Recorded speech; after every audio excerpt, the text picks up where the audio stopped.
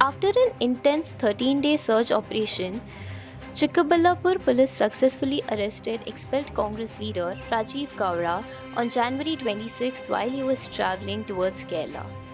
Gowda had been absconding since January 12 when a video allegedly showing him abusing Amruta Gowda, commissioner of the Sidlagatta City Municipal Council, went viral on social media. The incident occurred after civic staff removed a banner put up by his supporters promoting the film Cult.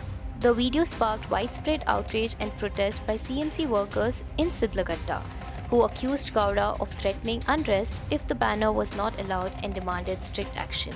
Two FIRs were registered against him at the Sidlagatta police station under relevant sections for abuse, intimidation, and related charges. In response to the backlash, Gowda released a video apology to the officer, but he soon went into hiding, frequently changing locations and switching off his mobile phone to evade arrest. Police teams intensified their search efforts across Karnataka. Meanwhile, Gowda approached various courts seeking anticipatory bail, including the Karnataka High Court, but all his pleas were rejected. Most recently, the second additional district and sessions judge in Chikkaballapura dismissed his bail application.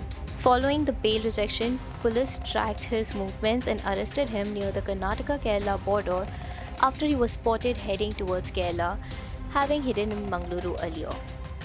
The Karnataka Pradesh Congress Committee had already expelled him from the party amid the escalating controversy and police pressure. The arrest marks a significant development in the case, which has drawn attention to issues of public conduct by political leaders and municipal administration in Karnataka.